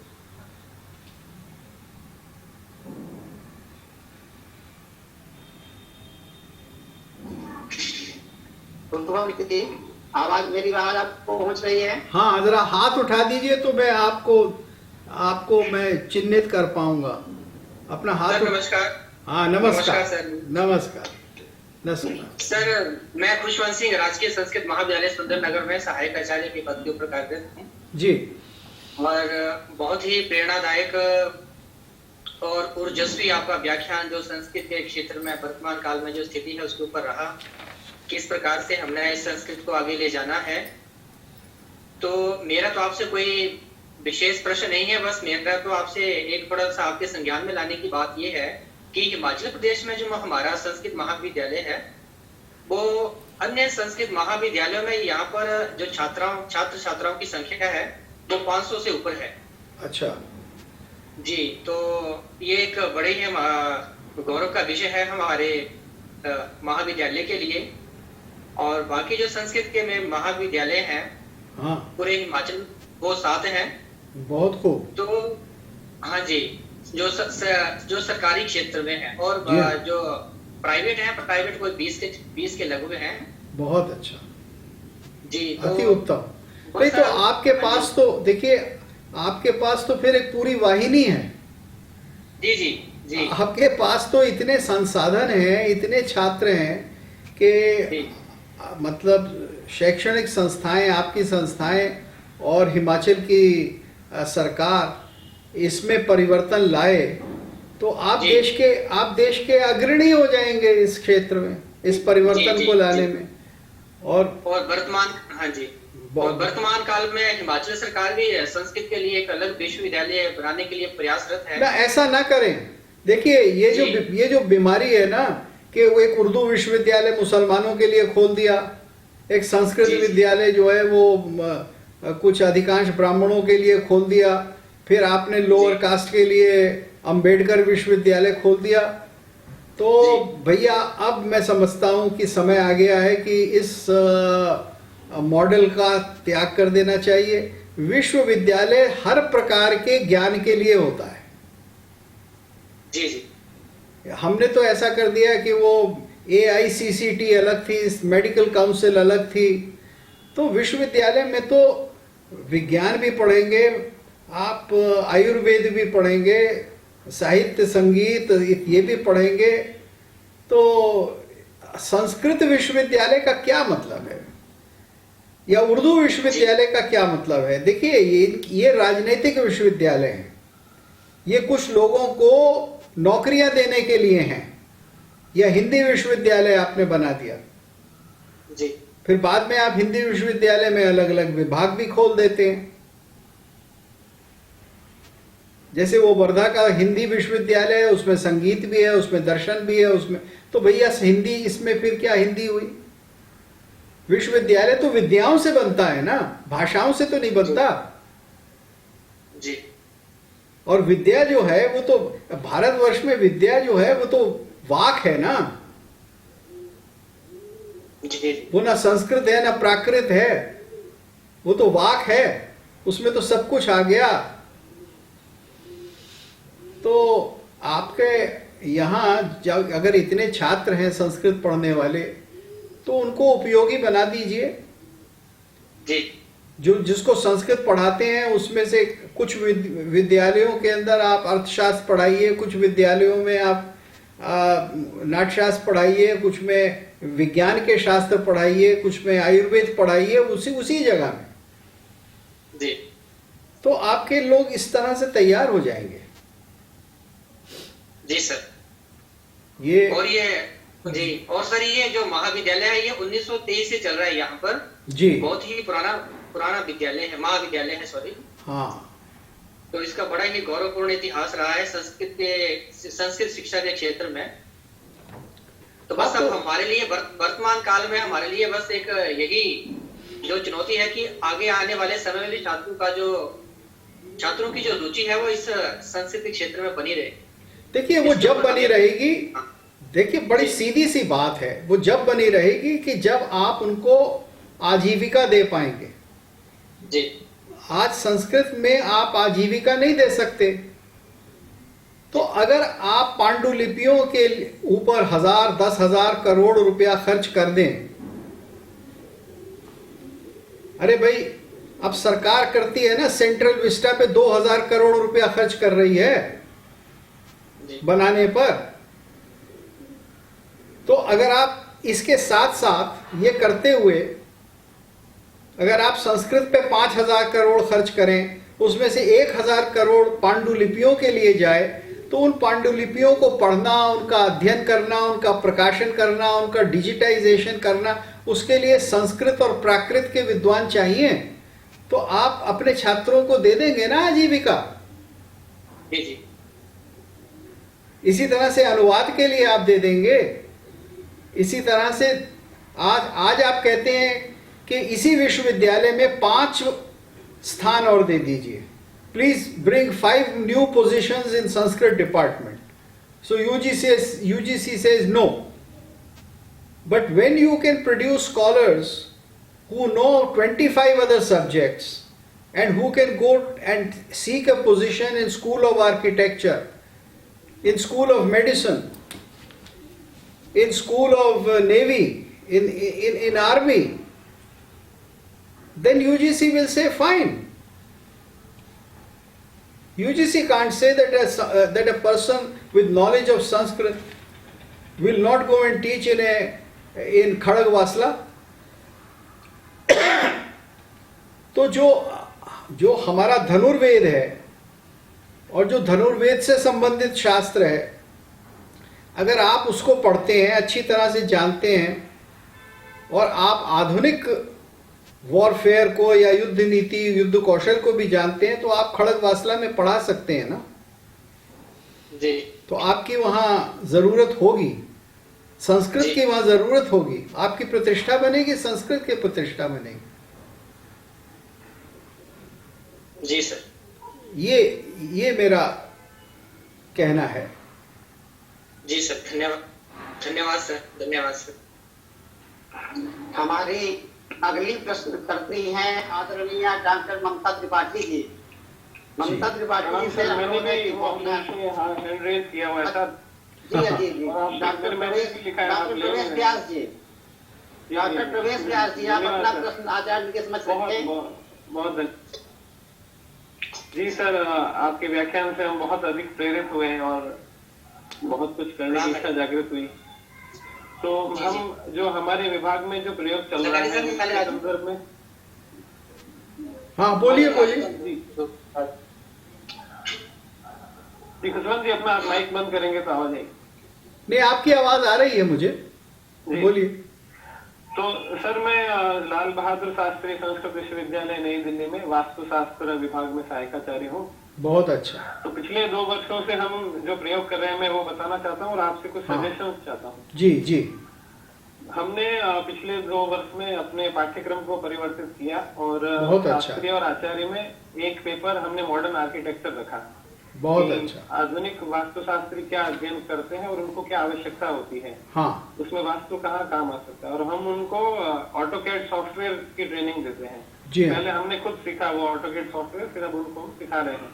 बहुत अच्छा। तो प्रतिवर्ष हम एक कार्यशाला भी आयोजित करते हैं जिसमें कि हम सारे। अच्छा, मैं आपकी बात समझ गया। मैं अब प्रश्न आपसे ये पूछूं कि क्या लाल बहादुर शास्त्री विश्वविद्यालय में जो हमारा वास्तुशास्त्र है, यानी वास्तुशास्त्र के जो ग्रंथ हैं जो हमें मिलते हैं 5वीं शताब्दी से 4वीं शताब्दी से, ये नागर शैली के, मय मतम के, इनका अध्ययन और वास्तुशास्त्र का अध्ययन भी होता है या नहीं? जी जी, उन सारे ग्रंथों का अध्ययन होता है। विश्वकर्मा प्रकाश, बहुत अच्छी बात। सम्रांगण, सूत्रधार, बस, जो प्राचीन सभी ग्रंथ हमारे पाठ्यक्रम में है। तो मैं आपको पूरी बात बताना बहुत चाहता अच्छी हूं बात कि एक दिल्ली में सबसे नेशनल इम्पोर्टेंस का आर्किटेक्चर का इंस्टीट्यूट है, school of planning and architecture. जी हाँ जी। तो उनके साथ हमने 2 वर्ष पहले कोलैबोरेशन किया, हाँ, मेमोरेंडम साइन किया और प्रतिवर्ष हम उनके साथ मिलकर एक वर्कशॉप रखते हैं 15 दिन तक लगातार। हाँ। इसमें वहाँ के स्टूडेंट्स और हमारे स्टूडेंट्स दोनों चलिए, साथ बैठते हैं। 2 घंटे हम लेक्चर देते हैं, 2 घंटे आर्किटेक्चर के प्रोफेसर। बिल्कुल बिल्कुल, आपने बहुत अच्छा प्रयास किया है। और अब अपने वाइस चांसलर साहब से कहिए कि स्कूल ऑफ आर्किटेक्चर के वाइस चांसलर से या हेड से मिलकर वहाँ 2 अपॉइंटमेंट करा दे संस्कृत के, आप ही के डिपार्टमेंट से। परमानेंटली आप 1 या 2 लोग वहाँ पहुँच जाएं, तब आपका प्रभाव जो है वो अक्षुण्ण हो जाएगा। नहीं, तो अभी ये हो रहा है कि हम में से कुछ लोग समय हाँ, मैं समझ गया। अभी आप गेस्ट ना होकर आप गृहस्थ हो जाएंगे। अभी तो आप अतिथि हैं। एक बात और, जो IIT रुड़की में आर्किटेक्चरल डिपार्टमेंट है वहाँ हाँ पे जी, भी वास्तुशास्त्र का अध्ययन हो रहा है, तो हम जी वहाँ हाँ, जाकर भी व्याख्यान देते हैं। तो मैं आगे आपसे सजेशन चाहता हूँ कि अभी ये हमारे प्रयोग चल रहे हैं, बहुत अच्छा, और अधिक क्या किया जा सके। और एक मैंने सर एक बात बताना चाहता हूँ कि स्वयं प्लेटफॉर्म पे एक इंडियन वास्तुशास्त्र सरल हिंदी भाषा में एक कोर्स डेवलप किया है 6 मंथ्स का, जिसमें कि अभी लगभग 6000 विद्यार्थी, और उसमें से बहुत सारे आर्किटेक्चर के विद्यार्थी हैं जो अध्ययन कर रहे हैं। तो अभी हमारी योजना ये है कि हम एडेक्स पे, मूडल पर, उडेमी पर, सभी पे भारतीय वास्तुशास्त्र संग एक सरल भाषा में जो मूल शास्त्रीय कोर्सेज तैयार करते हैं जो कि आज के समय में रेलेवेंट है, और हमारे बच्चों को हम इस तरह से तैयार करते हैं कि वो खुद नक्शे बना सके ऑटोकैड से, मतलब आर्किटेक्चर के साथ मिलके काम कर सके प्रायोगिक रूप से। लेकिन मैं सजेशन ये चाहता हूँ कि वो अभी अधिक प्रसिद्ध नहीं हो पा रहे हैं, लोगों को ज्यादा पता नहीं चल पा रहा है। हम रिसर्च के टॉपिक भी वैसे दे रहे हैं, जैसा आपने कहा कि जो प्राचीन ग्रंथ है उनकी अच्छे से समीक्षा हो, जो तो अभी तक पब्लिश भी नहीं हुए हैं, उन पे हम विषय दे रहे हैं। जैसे वास्तु सूत्रोपनिषद है, मैंने अभी एक विषय दिया है एक छात्र को कि यह अभी तक प्रकाशित नहीं है, उस पर वो कार्य करें। लेकिन बड़े स्तर पे और अधिक क्या काम करें जिससे कि उसका इम्पैक्ट दिखाई दे। देखिए, वास्तुशास्त्र में मैं आपको उत्तर दे रहा हूं अपनी समझ से। वास्तुशास्त्र के जो नियम है के अतिरिक्त जो प्रयोग रहे हैं भारत में, यानी जैसे भारत में करीब करीब 10 प्रकार की विधाएं हैं, आप तो जानते होंगे। 10 प्रकार की विधाएं हैं वास्तु की, जिसमें मंदिर और प्रासाद इत्यादि बनते थे, और उनके अलग अलग आकार प्रकार हैं, यानी जिसको हम कहते हैं स्ट्रक्चर्स अंग्रेजी में। अब उनको किसी न किसी तरह से आज के भवन निर्माण की शैली में लाना है, क्योंकि आज का जितना भी भवन निर्माण है वो मैच बॉक्स स्ट्रक्चर में हो रहा है। जिसको मैच बॉक्स तो आप जानते ही है ना, कि मैच बॉक्स है, बस उसी के ऊपर आपने कहीं जरा सा हल्का फुल्का बाहर से परिवर्तन करा और आपका वो एक अलंकरण सा बन गया। अब इसके अतिरिक्त जब तक आप प्राचीन पद्धति में आकार प्रकार को बनाने के लिए कि आकार प्रकार कैसे बनेगा, ये आधुनिक जरूरतों के हिसाब से जब आप ले आएंगे तो लोग आपके जो बनाए हुए डिजाइन हैं उसको खरीदने लगेंगे, लेने लगेंगे, आपके जो विशेषज्ञ हैं उनको बुलाने लगेंगे। तो किस तरह से ये कर तो रहे हैं लेकिन प्रसिद्ध नहीं हो पा रहे। हम बहुत कुछ डिजाइन कर रहे हैं अभी, थोड़ा सारी बिल्डिंग। अब देखिए हमारे उनके साथ मिलके काम कर रहे हैं। तो ये तो अभी तो समय लगेगा ना, हो पाएगा, ये तो समय लगेगा। ये तो कुछ परिश्रम, तप और धैर्य ये सब, लेकिन आप बहुत अच्छा काम कर रहे हैं और मुझे बड़ी खुशी हुई है। आपके वाइस चांसलर साहब से मैं मिला था कोई 1-1.5 महीने हुए किसी मीटिंग में, तो मुझे बहुत अच्छा लगा कि ये काम वहाँ हो रहा है। ये मूल परिकल्पना हमारे गुरुजी प्रोफेसर देवी प्रसाद त्रिपाठी जी के द्वारा बनाई गई। बहुत अच्छी बात, बहुत अच्छी बात। मैं समझता हूँ कि आपके विश्वविद्यालय में जैसे ये वास्तु हुआ, इस तरह से आप 2-3 और विभाग भी खोल सकते हैं। जैसे आप साइकोलॉजी का डिपार्टमेंट खोलिए और उसके अंदर सेक्स एजुकेशन और काम शास्त्र और वैवाहिक संबंध और स्त्री पुरुष संबंध ये सब करिए। अच्छा, ये नहीं होगा कि हम किसी साइकोलॉजी के डिपार्टमेंट से MOU कर लें, ना स्पेशलिटीज बताएं। नहीं, आप अपना खोलिए। देखिए ये MOU, मैं आपको एक बात बता दूं, MOU एक ऐसी चीज है, मैं Indira Gandhi national centre of arts में कम से कम एग्जीक्यूटिव मेंबर के नाते साल में 50 MOU करता हूं। हर साल हमारी ट्रस्ट 50 MOU करती है विश्व भर से। जी। लेकिन उसमें साकार जो है वो थोड़ा बहुत ही हो पाता है कुछ। आपको MOU की आवश्यकता क्या है?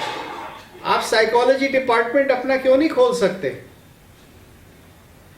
आप तो अपना साइकोलॉजी डिपार्टमेंट का अर्थ ये नहीं होता है कि UGC के जो नॉर्म्स हैं साइकोलॉजी डिपार्टमेंट के वही करें। आप अपने नॉर्म्स बनाइए, आप उसमें आधुनिक साइकोलॉजी और प्राचीन साइकोलॉजी दोनों को रखिए। प्राचीन साइकोलॉजी में नाट्यशास्त्र भी आ जाता है, काम शास्त्र भी आ जाता है, काव्य शास्त्र भी आ जाता है, दर्शन भी आ जाता है।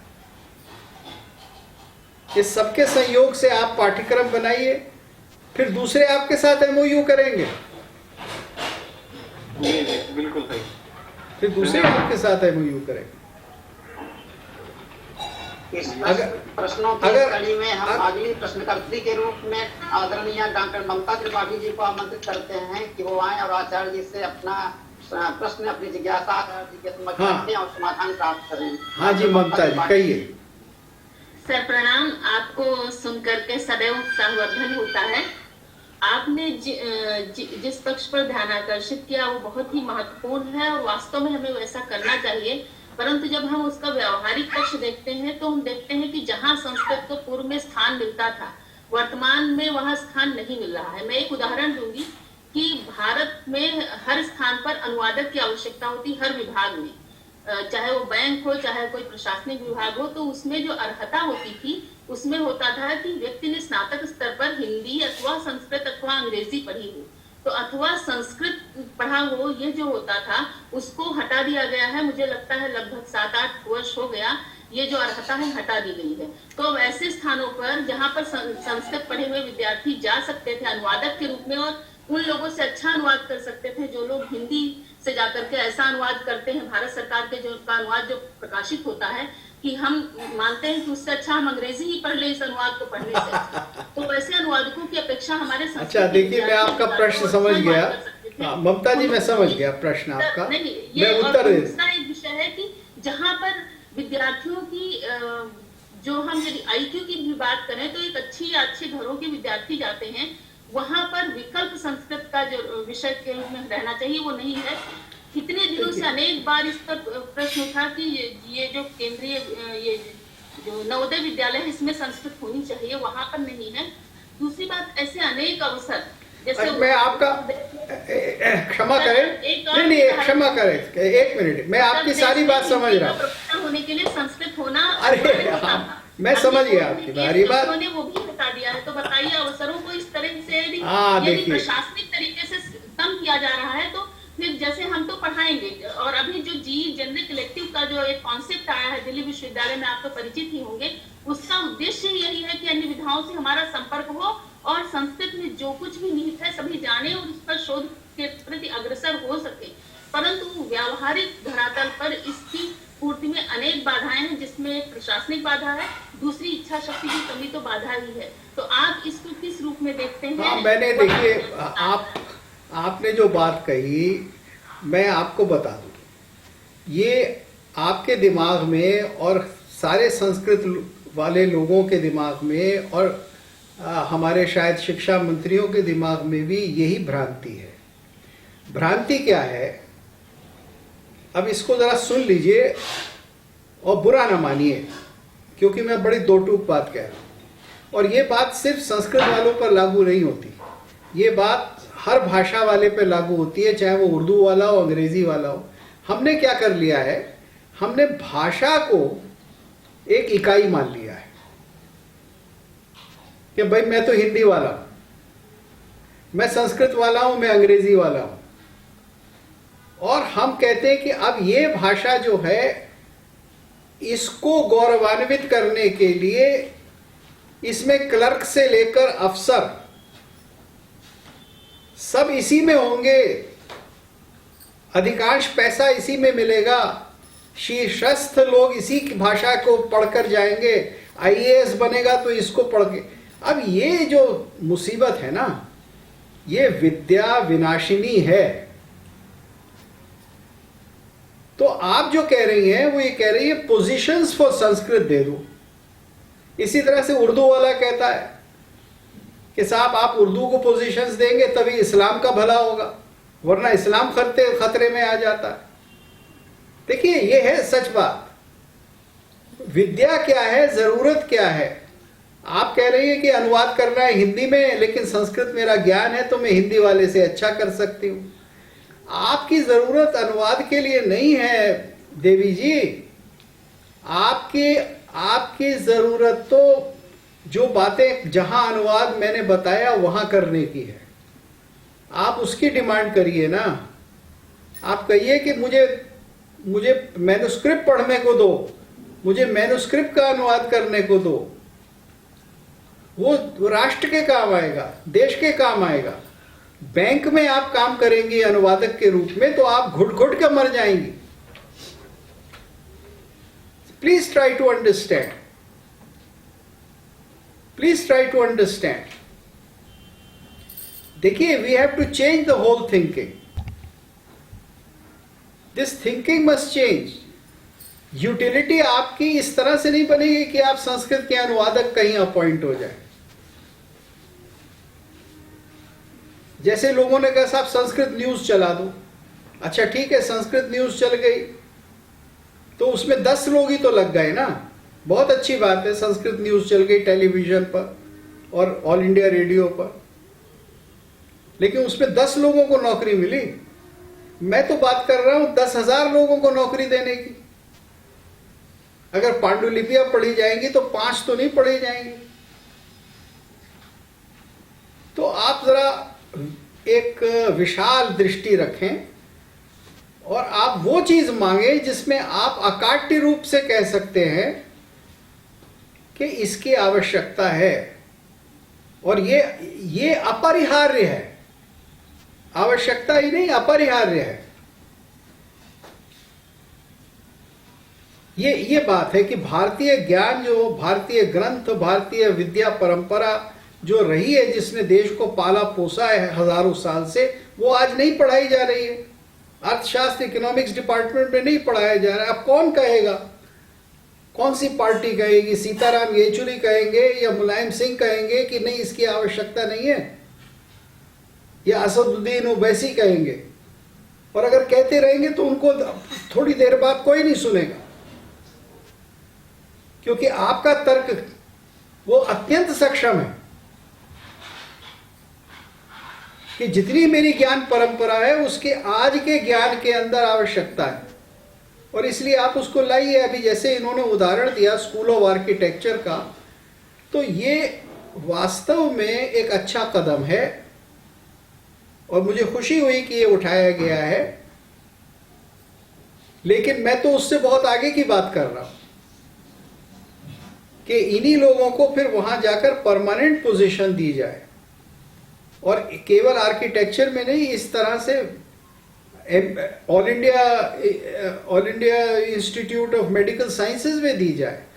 क्या कारण है कि जो एमबीबीएस करता है उसको आयुर्वेद के सिद्धांतों का, आयुर्वेद के कुछ व्यवहार का ज्ञान ना हो? कम से कम भारत इस मूर्खता से तो बाहर आए कि Ayurveda is nothing but superstition. I have heard some very important doctors say that Ayurveda is superstition. They used to say this. I have attended seminars on this 20, 30 years ago. Now at least people don't say this. But we have to take the second step, that at least for 1 year out of 5 years of MBBS, you should be taught, and there should be integrated medicine courses, allopathic as well as Ayurvedic and Unani. Why can't you have that system of education and surgery? This is what I am asking for. हाँ जी, अगला प्रश्न ले। आचार्य जी, doctor ममता त्रिपाठी जी के प्रश्न के साथ ही ये जिज्ञासा समाधान का सत्र प्रोग्राम की ओर पहुंच रहा है, क्योंकि हमारे पास कोई प्रश्नकर्ता इसके बाद नहीं है और समय की भी एक मर्यादा है। हमारा सेशन 1 बजे तक चलना था। जी हाँ। तो आचार्य जी, आपको बहुत बहुत कोटि सा प्रणाम। आपने अपने वैदुष्यपूर्ण, अत्यंत उपादेय, प्रेरणास्पद, उत्साहवर्धक वक्तव्य के द्वारा, उद्बोधन के द्वारा हम सभी का जो मार्गदर्शन किया है, हम सभी के संस्कृत अध्ययन के जो नए आयाम है उनके प्रति चिंतन करने को जो विवश किया है, एक प्रेरणा दी है, उत्साह, स्फूर्ति, ऊर्जा प्रदान की है, ये हम आपको कोटि कोटि सह धन्यवाद ज्ञापित करते हैं यूजीसी एचआरडीसी जेएनयू के पक्ष से, और अपने संयोजक द्वय प्रोफेसर गिरीश नाथ झा और प्रोफेसर रजनीश कुमार मिश्र जी की ओर से भी आपको मैं हार्दिक धन्यवाद व्यक्त करता हूँ, आभार व्यक्त करता हूँ, कृतज्ञता व्यक्त करता हूँ। साथ ही अपने सभी प्रतिभागियों की ओर से और मैं स्वयं अपनी ओर से आपको बारंबार प्रणाम करता हूँ, आपको धन्यवाद ज्ञापित करता हूँ। और इस अमूल्य उद्बोधन जिनके संयोजकत्व में संपन्न हुआ, ऐसे हमारे जो doctor Rajneesh Kumar Mishra, professor Girish Jha sir, इन लोगों के संयोजन से ही हम आपके इस उदात्त भावनाओं से, उदात्त मूल्यों से परिचित हुए। इसलिए इस संयोजन के लिए उन दोनों संयोजकों को भी बहुत बहुत धन्यवाद, बहुत बहुत प्रणाम, बहुत बहुत आभार, धन्यवाद। मेरा सबको धन्यवाद, बहुत बहुत आभार सर। आपका इतना सुंदर उद्बोधन हुआ, बहुत प्रेरक, और हमने जैसा आप जानते ही हैं, हमने इस रिफ्रेशर कोर्स का शीर्षक भी यही रखा था, संस्कृत अध्ययन के आयाम। आपने इसमें नए जोड़ करके इसको और अधिक प्रासंगिक बना दिया। बहुत बहुत धन्यवाद आपका। आपका धन्यवाद मुझे बुलाने के लिए। नमस्कार। नमस्कार। प्रणाम आचार्य, प्रणाम। प्रणाम, सबको प्रणाम।